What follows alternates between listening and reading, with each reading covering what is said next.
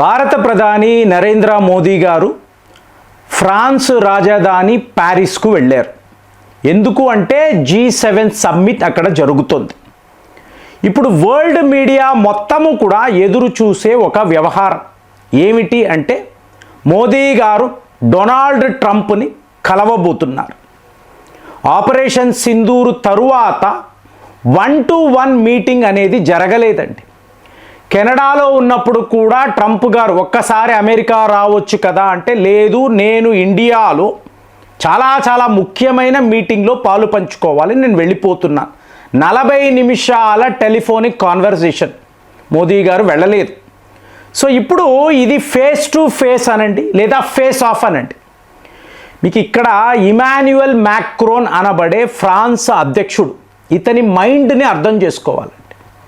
ఎందుకు అంటే international media ఎదురు చూసే 2 విషయాలు. ఒకటి, మీకు స్ట్రైట్ ఆఫ్ హార్మోస్ వద్ద అమెరికా వాళ్ళు వాడిన ఒక మిజైల్ ఒక ట్యాంకర్ పైన, ఆయిల్ ట్యాంకర్ పైన పడింది. అందులో ఉండే 3 భారత్ సైలర్స్ మరణించారు. ఇది ఒక అతిపెద్ద ట్రాజెడీ. మరి భారత్ యొక్క రెస్పాన్స్ ఏంటి? ఎన్నో వీడియోలు. మోదీ గారు ఎందుకు సైలెంట్గా ఉన్నారు, ఎందుకు అమెరికాను ఎదిరించడం లేదు, ఏం చేయాలండి మీరు చెప్పండి, ఏం చేయాలండి? మీరు వెళ్ళి అమెరికాతో యుద్ధము చేస్తారా? ఎక్కడో ఉంది ఆ దేశం, మీరు ఎలా వెళ్తారు? ఎన్ని విమానాలను వేసుకెళ్ళి అమెరికాతో యుద్ధము చేస్తారు? సరేనండి, ఇక్కడే అరేబియా సీ వద్ద ఈరాన్ వద్ద యుద్ధము అనుకోండి, మీ బేసెస్ ఏమిటి? ఇప్పుడు పాకిస్తాన్ కరాచీ అంటే గుజరాత్ నుంచి మీరు వెళ్ళిపోగలరు, కానీ మీరు అమెరికాతో యుద్ధము చేయాలంటే మీరు ఎలా చెయ్యగలరు? సో దానికి మనము ఎంచుకునే మెథడ్ ఏంటి? Indirect method. ఇప్పుడు మార్కో రూబియో కల్కట్టా వెళ్ళాడండి, మీకు మిషనరీస్ ఆఫ్ చారిటీ వీళ్ళని కలిశాడు కదా, వాళ్ళు ఏమంటారు? ఎక్కడండి విదేశాల్లో నుంచి ఫండ్సే రావడం లేదు, వీళ్ళు ఆపేశారు. ఏమిటి? Foreign contribution regulation act. So total ecosystem, అమెరికాకు సంబంధించిన క్రైస్తవ సంస్థలు వాళ్ళు 1000 కోట్ల ఫండింగ్ ఇచ్చి కన్వర్షన్స్ చేస్తారు. ఈరోజు ఏమైందండి? టోటల్గా ప్రాసెస్ని, ఈకో సిస్టమ్నే ఆపేస్తున్నారు. ఇలా ఉంటుందండి మన ప్రతీకారము, ఇలా ఉంటుంది. అంతేగాని అమెరికా వాడు, ఇప్పుడు ఇంకా చెప్పాలంటే గాల్వాన్ వ్యాలీ అప్పుడు భారత సైనికులు 20 మంది మరణించారు. పీపుల్స్ లిబరేషన్ ఆర్మీకి సంబంధించిన వాళ్ళు 100 మంది మరణించారు. మనవి ఫ్యామిలీసే, వాళ్ళవి ఫ్యామిలీసే కదా, అంతే కదండి.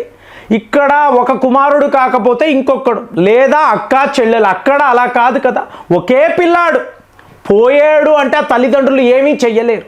సో బాధ ఒకలాగే ఉంటుంది. సో దేశము కోసం ఇలాంటివి జరుగుతాయి. కానీ మీరు కామన్ సెన్స్తోనే కదండి ప్రతి ఒక్క విషయాన్ని అప్రోచ్ అవ్వాలి.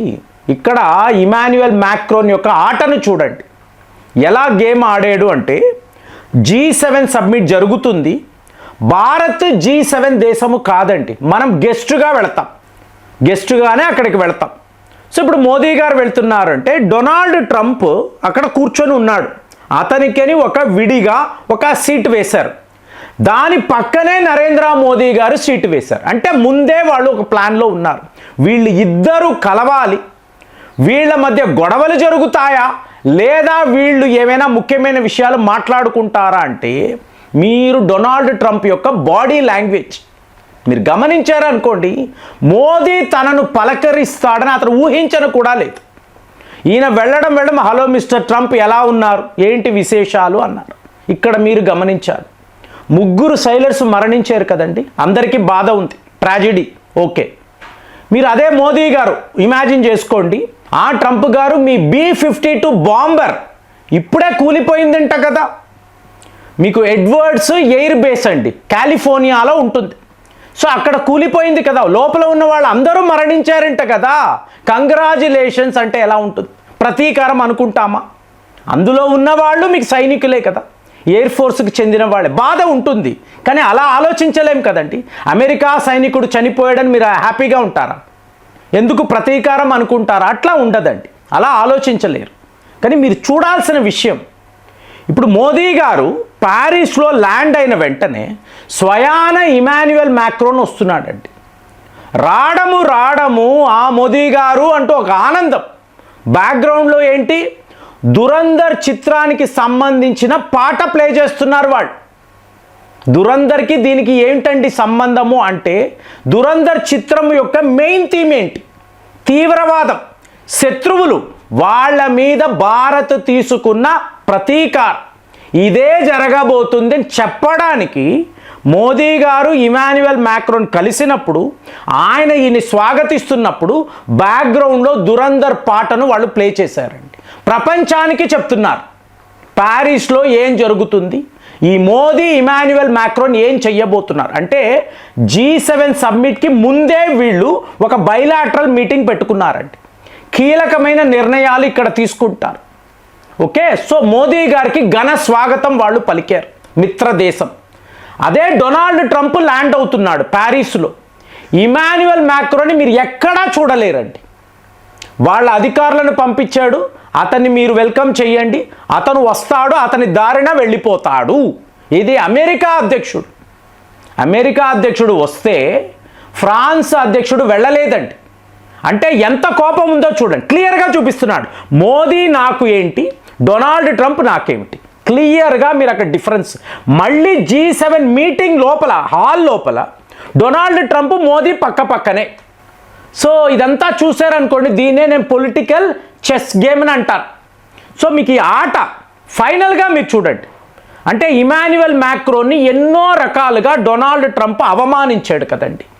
భార్య కొట్టింది, అలాగే ఇతను నాకు ఇన్ని మెసేజ్లు పెట్టాడు, ఏం ఉపయోగము, బతిమాలుతున్నాడు, సార్ ప్లీజ్ సార్ అంటున్నాడు అని పెట్టాడు. ఇప్పుడు ట్రంప్ ప్యారిస్కి వస్తున్నాడు. మరి ఇమాన్యుయల్ మ్యాక్రోన్ ప్రతీకారం తీర్చుకోవాలి కదా, డైరెక్ట్గా వెళ్ళి తిడతాడా? కాదు కదా, ఇదే చెప్తున్నాను, ఆ మెచ్యూరిటీ.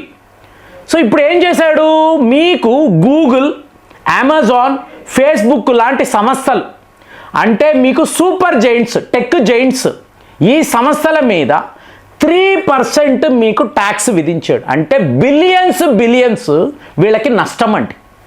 ఫ్రాన్స్ ఒక నిర్ణయం తీసుకుంటే యూరోప్ యూనియన్లో అన్ని దేశాలు అదే చేస్తారు. ఫ్రాన్స్ మామూలు దేశము కాదు.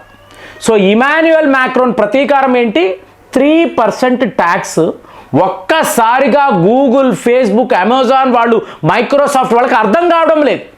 ఇప్పుడు ఎలాగా ఇంతంత నష్టాలా? డొనాల్డ్ ట్రంప్ నువ్వు వెళ్ళి హ్యాండిల్ చే, అంతే కదా, నువ్వే కదా అధ్యక్షుడు, మేమందరం నీకు ఫండింగ్ ఇచ్చాం కదా ఎలక్షన్స్కి, ఇప్పుడు వెళ్ళు ఇమాన్యుయల్ మ్యాక్రోన్తో మాట్లాడు. చచ్చినట్టు ట్రంప్ ఇమాన్యుయల్ మ్యాక్రోన్ అపాయింట్మెంట్ తీసుకోవాలండి. ఇదే జియో పాలిటిక్స్. సో వెళ్ళాడు, అబ్బే అలాంటివి ఏం చేయలేమండి, ట్యాక్సులు పడతాయి కదా, మా వాళ్ళు ఇబ్బంది పడుతున్నారు, ట్యాక్సులు పడతాయి కదా అన్నాడు. తరువాత ఫోటోని చూడండి, వీళ్ళిద్దరూ ఇంటర్నేషనల్ మీడియా ముందు ఉన్నారు. ఇమాన్యుయల్ మ్యాక్రోన్ నవ్వుతూ, డొనాల్డ్ ఏంటి, సో చెప్పు, మనం ఏం మాట్లాడు చెప్పు అంటే ఒక్క మాట మాట్లాడలేదు.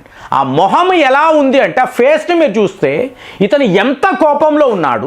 కుదిరితే మధ్యలోనే వెళ్ళిపోతాడు డొనాల్డ్ ట్రంప్. మధ్యలో నాకు వేస్ట్ ఈ మీటింగ్, ఫ్రాన్స్కి వచ్చిందే పొరపాటు, ఇవన్నీ మాట్లాడగలడు. కానీ ఎక్కడ కొట్టాలో అక్కడ కొట్టినప్పుడే వీళ్ళకి తెలుస్తుంది. వెళ్ళి ఏం చెప్తాడండి గూగుల్ సీఈఓకి, అమెజాన్ ఏం మాట్లాడతాడండి, ఒప్పుకోలేదండి వాళ్ళు, మనం నష్టపోవాల్సింది, అంతే కదా. 300 బిలియన్ అమెరికన్ డాలర్స్ ఇవాళ ఈరాన్ వద్ద వీళ్ళు నష్టపోయారు. డొనాల్డ్ ట్రంప్కి లాభమే, కానీ మిడ్ టర్మ్ పోల్స్లో ఇతను ఓడిపోతాడని ముందే వీళ్ళందరూ ప్లాట్ఫామ్ని క్రియేట్ చేస్తున్నారు. మరి FCRA చట్టాన్ని చాలా సీరియస్గా మేము ఇంప్లిమెంట్ చేస్తున్నామంటే అమెరికాలో ఈ క్రైస్తవ సంఘాలకి ఎలా ఉంటుంది, ఏం చేయగలరు? మళ్ళీ ట్రంప్ మీదే. అంటే నువ్వు అధికారంలో ఉండడం ఒట్టి వేస్ట్, నీ ఫ్యామిలీ కోసమే నువ్వు బతుకుతున్నావు అని వాళ్ళు అంటారు కదా. సో ఇప్పుడు మిడ్ టర్మ్ పోల్స్లో ఓడిపోయాడు అనుకోండి, ఇవన్నీ ఫ్యాక్టర్స్ కదా. ఇలా ఇండైరెక్ట్ మెథడ్లో కొడతారే తప్ప డైరెక్ట్గా వెళ్ళి యుద్ధము చేయడము అనేది ఒట్టి వేస్ట్ అండి. సో దీన్ని మీరు G7లో క్లియర్గా గమనించవచ్చు. ఇమాన్యుయల్ మ్యాక్రోన్ యొక్క ఈ సెట్టింగ్ని చూసారంటే మీకు వ్యవహారం ఏంటో అర్థమవుతుంది. మరి దురంధర్ మ్యూజిక్ ఏమిటి, దాని అర్థము ఏమిటి, మీకేమనిపిస్తుంది కామెంట్స్లో రాయండి. మళ్ళీ వచ్చే వీడియోలో కలుద్దాం. జై హింద్.